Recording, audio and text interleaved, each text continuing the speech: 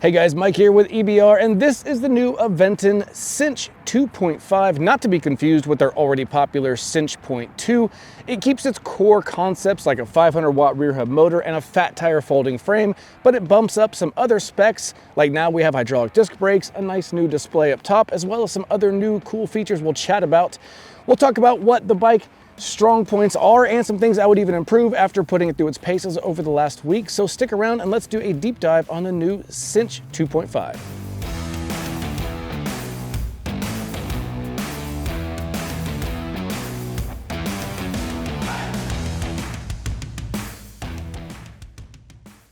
All right guys, so the new Aventon Sinch 2.5 is a classic folding fat tire e-bike. So those two features alone are going to be standouts for a lot of folks. The fat tires are the nice 4-inch wide Innova tires we'll go over in just a second. Those are going to give you a wider footprint, just more confidence when you ride, kind of like a big monster truck. The little things just don't get in your way like they would with skinny tires. And the other feature is folding. That's going to allow this bike to fold up into a more compact footprint, whether you need to pack it up in your truck for your RV trip, or maybe you just need to get it into an apartment or a tight storage space. All of those can be had with a folding frame. Now, when it comes to safety certifications, this bike is safety certified through TUV to UL 2849 standards, as well as the battery being UL 2271 certified. Now, the price tag on this is $17.99, and they say the weight is advertised as 68 pounds. Well, when I got this one for testing, I did put it up on our in-house scale, and with the battery in it, so fully dressed out the way you see right here, it came in right around 72.5 pounds. Now, when I took that battery out, weighed the battery, it was about 7.5 pounds, taking the bike's weight with no battery down to just about 65 pounds. Now, when it comes to colors and frames, this is a one-size-fits-most frame, and that most is going to be 4'11" on the short end to 6'2" on the tall end. Now, I'm 5'11", and I felt the bike fit me really, really well. Now, I will say that with one caveat. At 5'11", full proper pedal extension for me was a little tough. I was able to get it, but I would say if you're 6'1", 6'2", you might be eking out that pedal extension just for a true proper like extended leg when you're pedaling the bike. But if you don't mind a little crease in your leg or a little bit more bend, it's not going to be a problem at all because it's very close for me as it was. So you probably have a little bit of room on the taller side. Now, when it comes to colors, you've got two. Here is the Midnight Black, but they've also got a color they call Sage. It's kind of an off-white, kind of an earthy off-white color that I like really well. And those are the only two colors and only frame size you're going to get, so that 4'11" to 6'2". Now, some geo numbers for the frame. We've got a really low standover height of just 15.35 inches. That's going to make getting on and off just that much easier, and coming to a stop and throwing your legs off, you're not kind of balancing and teetering. A low step-through frame is just a nice convenience factor, and even better for those of you with balance or stability concerns. Now, the wheelbase from front hub to rear hub center line is going to be about 44.8 inches. The reach as it sits right here is about 19 inches, with the caveat that you have some adjustability in the stem to rotate those riser bars forward or backward, which would adjust your reach and how the bike handles. But right now, with it kind of just set up in a factory stock configuration, it's about 19 inches. And finally, we have about 8 inches of adjustability in the suspension seat post here. And the max payload on the Aventon Sinch 2.5 is 300 pounds. That includes you and your gear. Now, when it comes to racks and lighting and mounting points, we've got a few things going on here. When it comes to fenders, we have fenders included front and back. These are composite or plastic fenders, but I'm a fan of that over metal, and I'll tell you why. They don't rattle, they don't rust, they're lighter, and they're likely less expensive from a manufacturing or retail standpoint, meaning they can be kitted on a bike for less money to you at the end. Now, when it comes to lighting, we do have front and rear lighting, a front headlight that's adjustable, tail lights that are built into the seat stays here, and these also act as a brake light, and turn signals, which you have two directional pads up on the new display up top. You just simply hit left or right and you'll get a blinker indicator turn signal on the rear of your bike. Really like how Aventon does that into the seat stays. It looks really nice, really clean, and that's a good thing if you're going to be riding around cars. Just letting people know when you plan to turn is always solid. Now, the one area I feel like they might have just missed the mark here is we've got a rear rack. That's great. It's rated for 55 pounds. It's going to help you store your gear. We've got mounting points for a front rack. That's also really good, but there's no additional mounting points on the frame itself. Generally, we find at least two little mounting points where you can put a water bottle cage or another accessory, and there's just no other ones. So that doesn't mean you can't bring your gear. That just means you're limited to, as of now, using everything in a bag on your rack or strapped to your rack, or adding a front rack or basket and doing it that way. But there's just no water bottle cage mounts. All in all, not a huge deal, but just want to make you guys aware. So when it comes to the tires and wheels, we do have a 20-inch wheel that's got a offset spoke pattern. And now these spokes are gauged at 13, so 13 gauge stainless steel spokes, and they have Schrader valves. Now these wheels are wrapped in a 20 by 4-inch wide Innova tire that has a nice kind of all-terrain subdued tread pattern. It's a little bit of knobby for traction and cornering and varied surfaces, but still some seeping for wet pavement days. Now, when it comes to the powertrain, we do still have the core 500 watt rear hub motor, but it can peak it up to 1,056 watts and it pumps out 60 Newton meters of torque. Now, I took this on some local hills, some shorter, punchier climbs, and some longer, more sustained climbs that I'll show you guys here in just a second when we go out on a ride. And on the punchy, like 9% or more hills, I did notice we lost a few miles an hour when I would try to hold 20. And on the more sustained, less steep climbs, the 5 to 7% grades for about a quarter mile, on that one, I only lost about a mile to a mile and a half. Overall, which was showing that the 60 Newton meters of torque with the peaking over 1,000 watts is still a good combination for most people. And unless you live in San Francisco or at a place with really steep hills, this bike will have no problem getting you around and feels pretty peppy with its 5 levels of PAS control. Now this does have a torque sensor.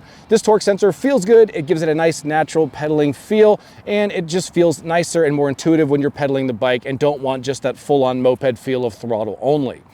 Now, when it comes to the battery, we have a 48 volt system with 14 amp hours, giving us 636.4 watt hours, and it comes with a 2-year warranty and safety certified to UL 2271. So this comes with a set of keys. The key slot is going to be on the non-drive side or the left side. So we'll just put that in here, give it a 90 degree or 180 degree turn, and that just pops out the battery. You bring out the top first, lift from the bottom, and you've got your UL 2271 certified battery. Now this battery weighs about 7.5 pounds, and it has the 2-year warranty with UL 2271 certification.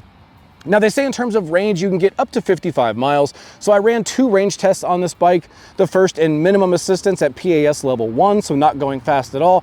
And I was able to edge out right over their estimations at 56 miles. Now granted, that's in a mostly flat terrain situation, and I weigh 180 pounds, just for reference, because your weight and your terrain will drastically impact your range results.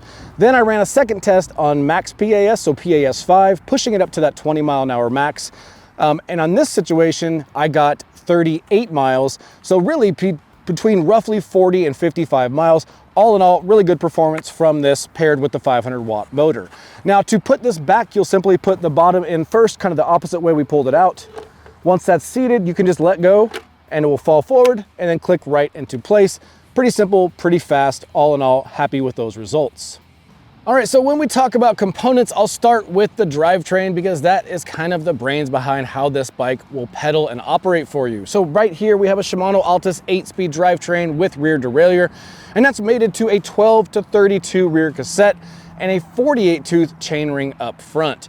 Now the crankset is going to be a 3-piece crankset with dual-sided chain guards and 170 millimeter alloy cranks. And the pedals are going to be composite or plastic pedals that do have reflectors and studs, but they also have a folding mechanism built into them so you can fold half of the pedal upwards to bring in that overall footprint when you fold up the bike for storage. Now in terms of braking, we do have a big bump in spec here. We previously on the Sinch had mechanical disc brakes, which do work well, but they don't work like hydraulics, and now we have hydraulic disc brakes. These are Tektros with 180 millimeter rotors, both front and back. Now these rotors have a thickness of 1.8 millimeters, and the calipers on them are 2 piston calipers. The braking performance on it has been really, really well. I've been very happy with it. No complaints whatsoever. If anything, it just stops really, really well now. In terms of comfort and the cockpit up top, we'll start with the saddle here. This is Aventon's comfort saddle, or an Aventon branded saddle. It is a micro adjust saddle, so you can make adjustments to its forward and aft positioning, and it's situated on a suspension seat post. Now that's going to give you some cush down here when you're riding the bike without it being a full-on full suspension bike. And it's got a 34.9 millimeter quick release collar for some just quick adjustability. You've got about 8 inches there in the seat tube to mess with. Now up front, we do have a fork. This front suspension fork has 45 millimeters of travel. You can see that here as I push on it, but it's also got a lockout option. You just flip this lever on the top of the right stanchion, and that's gonna lock it out. Just like today when we put it in the back of a truck, we secured it in place. We didn't want that mush in the fork, so we just locked it out. That's when it's nice to use those features. Now there's also a preload adjustment on the front, and it has 45 millimeters of travel overall. Also, if you look, these have black stanchions now. Previously, these had chrome stanchions. It's more of a personal preference. I always like black on these. I think it just looks more premium, but nonetheless, a nice little change there as well. Now in the cockpit, we do have a couple cables coming off the front, as you'd expect, things like our brake lines, shift cables, controller wires, and throttle wire. They all get routed into cable stays or cable ties, and then down into the frame where they're internally routed to their final destination. Now here in the cockpit, so this is just a personal phone case that I have for when I ride the bike. But aside from that, we've got a 580 millimeter wide alloy bar that's got a 30 millimeter rise. Just gonna give you a little bit more of an upright riding position. And on both ends, we have rubber grips. Now I will say the rubber grips is another area I would maybe say I'd push back on. They glued these grips on. Now on one side, that's simple, it's easy. They're not gonna spin on you, they're not gonna slide off. That's a good thing. But on the other side, if you ever want to change these grips or they get damaged, you lay the bike down too many times and the edges start to peel off and you need to replace the grips, you might be fighting these ones off to get the new ones on. Just something you should know about. On both ends, we've got Tektro hydraulic disc brake levers, and on the right side, we've got our Shimano index shifter, trigger shifters under the bar here. And on the left side, we have our push throttle and the new BC147 display. This tiny little display is new for Aventon, some cool features on it. So let's take a closer look at the display, and then we'll also check out the app. All right guys, so this is the home screen on the new BC147 display. Not only is this IPX4 rated for water resistance, but it's also got on the exterior right side, if I can get my thumb to open it, there is a little weather sealed cover here that opens up the USB Type-C charging port, so you can have your phone mounted and charge while you ride. Really nice in a pinch to get that extra juice if you need it. Now on the home screen itself, up on the top left, we've got the current time. Top right, we've got the battery and a 5-bar meter, as well as a numerical percentage. This little kind of rolling indicator or bar indicator here above the speedometer is actually the wattage output that will dynamically appear real time as you're pedaling the bike and the motor's working. You'll see that kind of surging based on what the motor output's doing. Down below that, we've got our speed in miles per hour, but that can be changed to kilometers. I'll show you how in just a second. And then on the right, we've got our PAS indicator. So currently there's no pedal assistance on, but if we use a plus or minus, you'll see those change through Eco, Tour, Sport, and Turbo. And you can go back to off. So 5 total modes with off being 1. Now, if you want to cycle through some other data screens, you can just tap the power button. Holding it will turn it off, but tapping it will go through data screens like trip meter, trip time, average speed and max speed, as well as odometer and time again. So we'll just back out of this, back to the home screen. Now, if you hold this minus button, you'll see the little man walking symbol. That's because that will go into walk mode and the bike will move at around 3 to 4 miles an hour. So you can just walk with it rather than pulling it or pushing it. And up top, if you hold that, you see a headlight indicator that will turn on the front and rear headlight and tail light. You see the screen gets dimmer when that happens, assuming it's darker outside.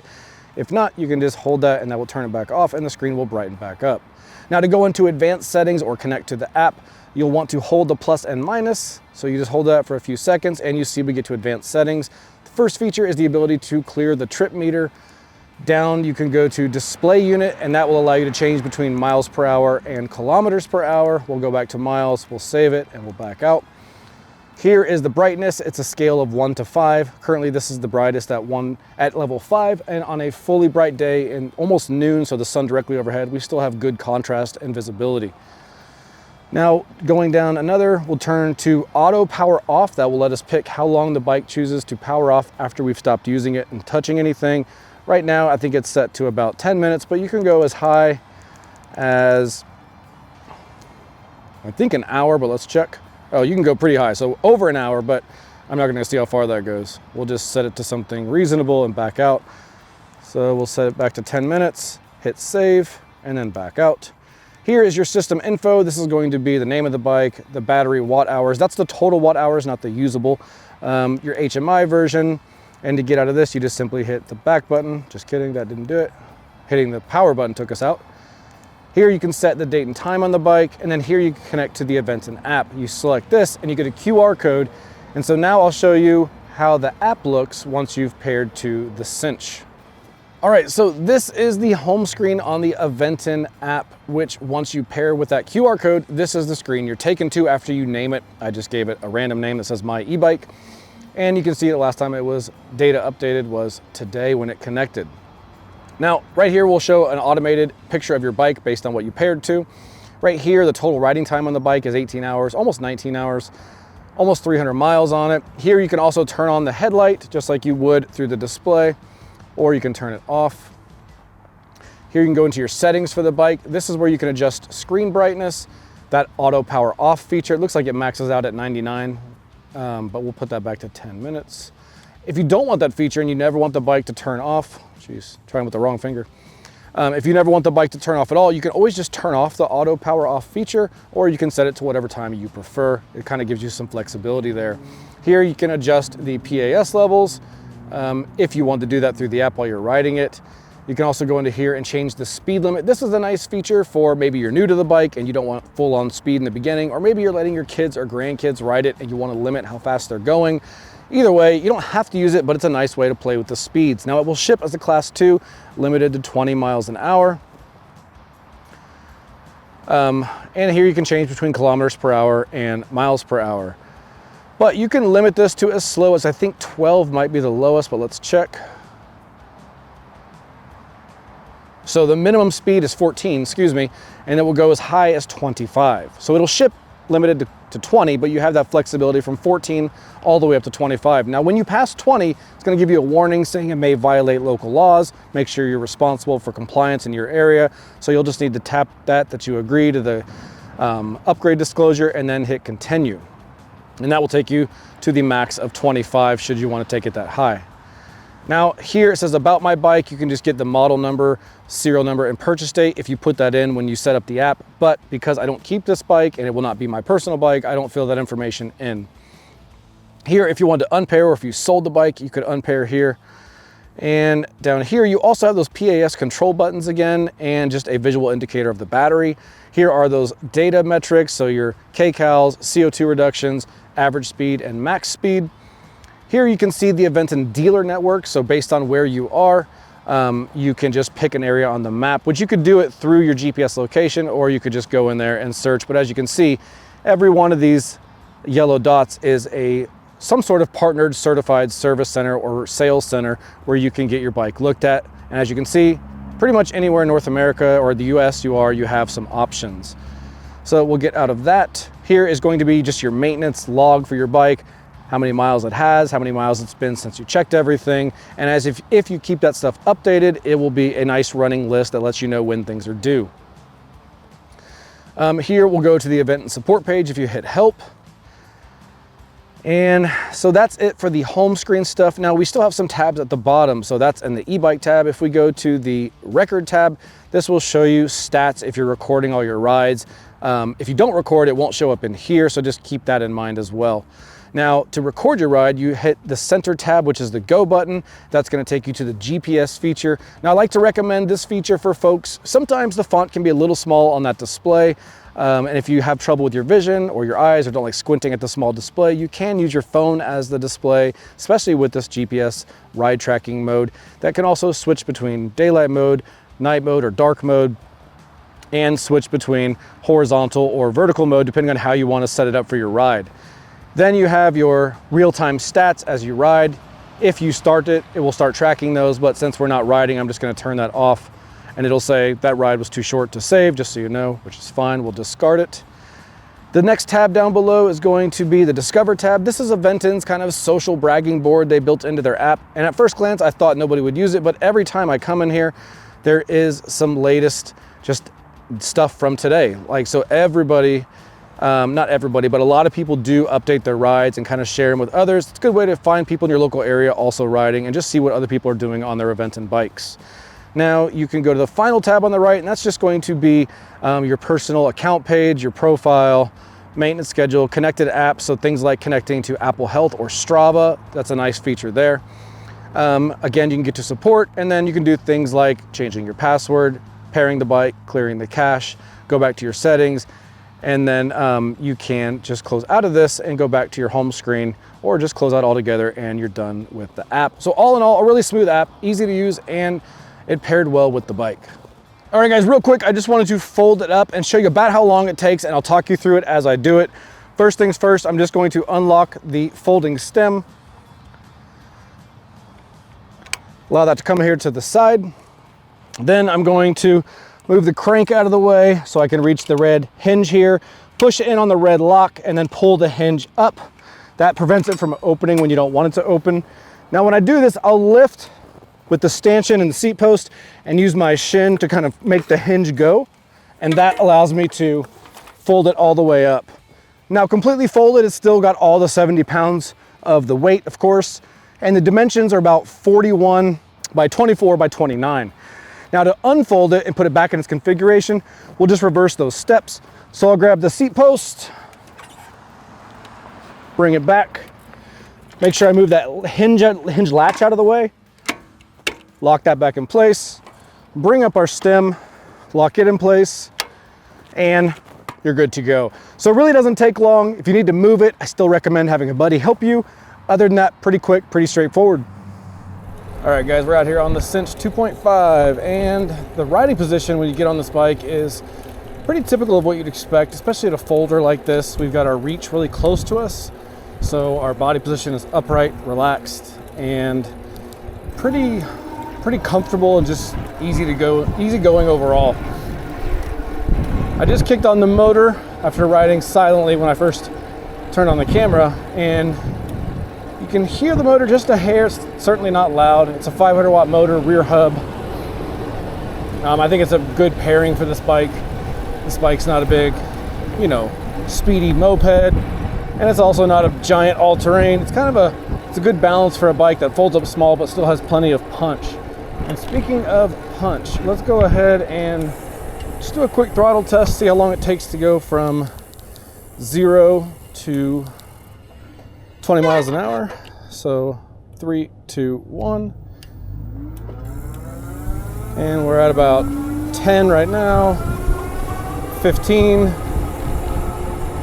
and 20 on the throttle. So I got 19, well I had 20 on my display and it said 19 on the app. But I'm gonna keep that pegged for a short little hill up ahead. It's got a 9% grade, and that'll just tell us, actually we're not there yet, so let's check the brakes. So brakes on this are hydraulic disc brakes made by Tektro with 180 millimeter rotors, both front and back. And let's give these a little squeeze from 20 miles an hour. I've not had any issues. We've already got over 280 miles on this, but just to demonstrate for you, let's get up to speed. Get up to about 22, 3, 2, 1.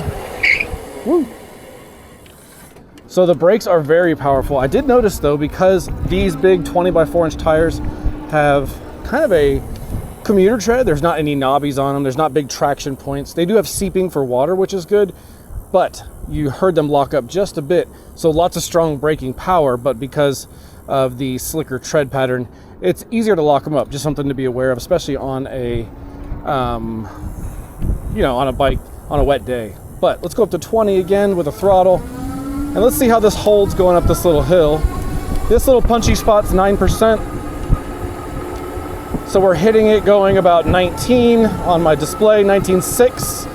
And that slowed down to 16.5. So we lost 3.1 miles an hour. But let's try that on a more sustained climb, because that did lose a decent amount of power there. So let's go to the next one up around the bend. And this one's going to be it's a more subtle climb, but it varies between 5 and 7%, but it also lasts a lot longer, a little over a quarter mile. So that will give us a much better idea of how this handles.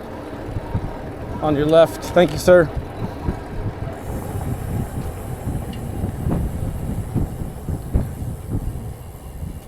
All right, so I'll stop here for the stop sign, and then I'm just gonna go full throttle. get up to speed. And this whole grade ahead of us is basically the uphill. So we're able to accelerate.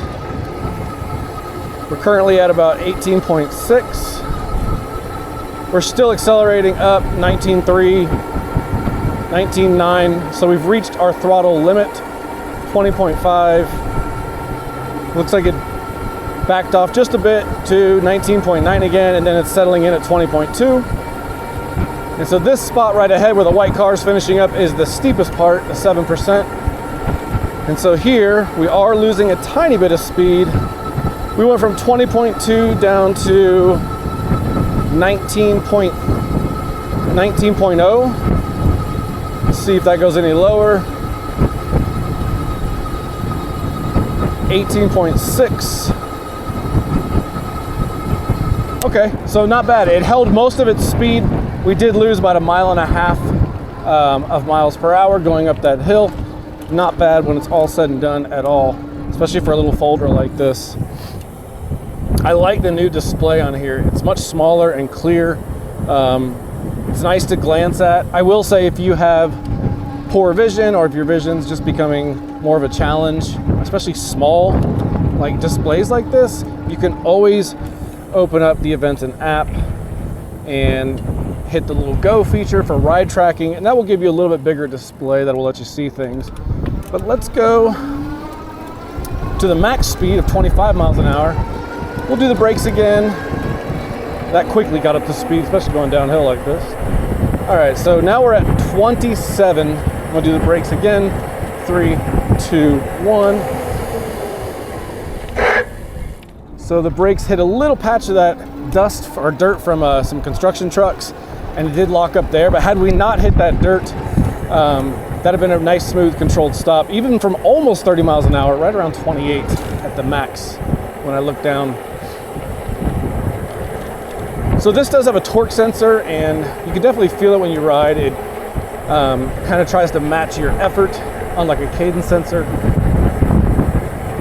and it makes the pedaling assistance feel just more natural, more fluid, more like riding a bike you would expect to feel. I also noticed the bike rolls really smooth, probably from these 20 by 4 inch tires that also, like I said earlier, have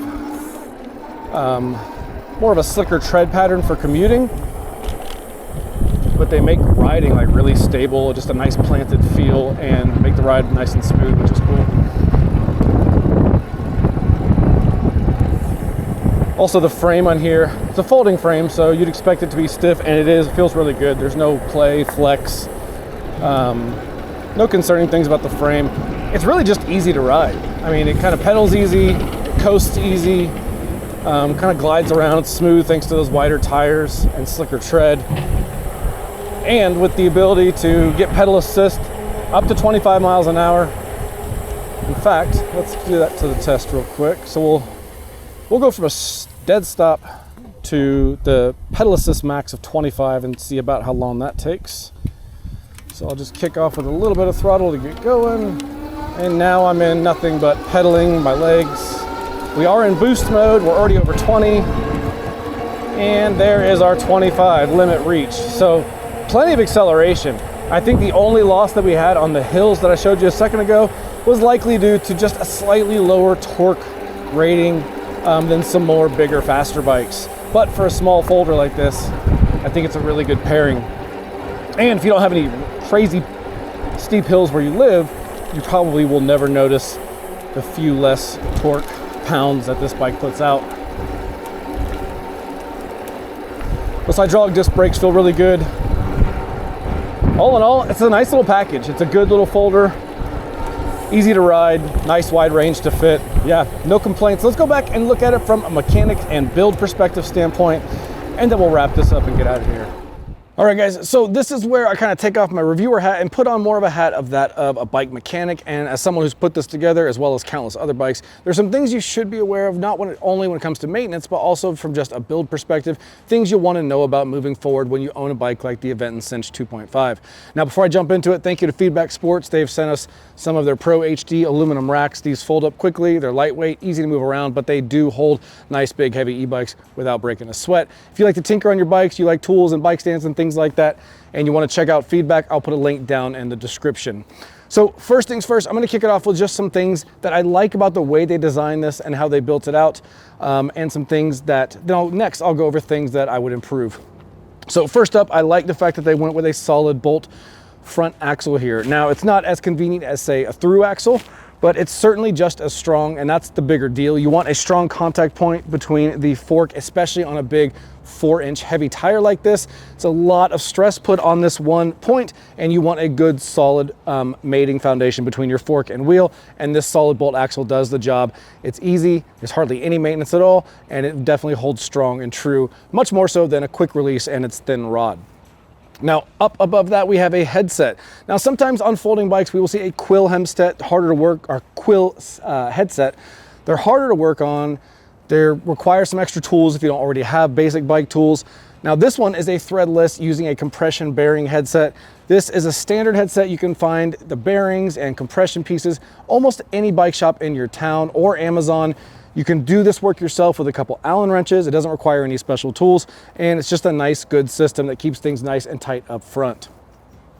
And then finally on this, the move to mechanical disc brakes. This is a pretty big one, not just from a rider performance standpoint. Yeah, you're gonna get better braking, and that's ultimately the bigger, better part about hydraulic disc brakes.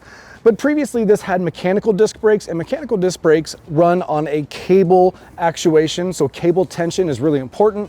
And cable tension is something that needs to be adjusted a lot, which is why derailleurs go out so often. They're running on cable tension. And if your brakes are running on cable tension as well, just means if you're gonna need to adjust those more, and if you don't know how, you're gonna be going to your local bike shop and paying more often to take care of them. With having hydraulic disc brakes, it's a fully sealed system, and once they're set up and ready to go, like they arrive on the bike, they're really good to go for quite a while without you ever needing to touch them. So just a nice low maintenance system. And then the byproduct of that is you get way better braking. So all in all, you're not gonna hear any complaints about the braking changes. Very, very much needed, and they perform really well. Now, some things I would change or just at least make you aware of about this bike from a build perspective. So right in here, when I did the folding for you guys, you may have noticed or may not that there's all the brains of this bike are running through here. So all these wires that we see going into the frame, they're running down through this hinge point, which is no big deal, but it's something to be aware of as you're working and moving through the bike. So as I'm opening and closing this and folding it for my trips or storage, whatever I'm doing, it's no big deal that the wires are there, but you can accidentally pinch them in this hinge. It's not super easy to do, but it's something to be aware of, just pushing them out of the way before you close it every time, because if you were to pinch a wad of these wires, you are likely going to damage or short something out that's just going to cause you some problems and ultimately money getting it fixed. Now, the final thing on here that I'm going to say from a build perspective or a mechanics perspective you may not like and I'd like to see improved is the glued on grips. Now, it's a small issue in the bigger picture, but having glued on grips, on one side, they don't spin, they don't fall off, they're easy to use, they stay in place. But on the other hand, if you ever need to swap them out, repair them, or replace them, excuse me, you're gonna have to find a way to get them off, scrape off all the old glue, then you'll be able to slide on a new grip. Is it a deal breaker? Certainly not a deal breaker, but something that's not fun to work with should you have to do the maintenance yourself or plan to change out the grips yourself.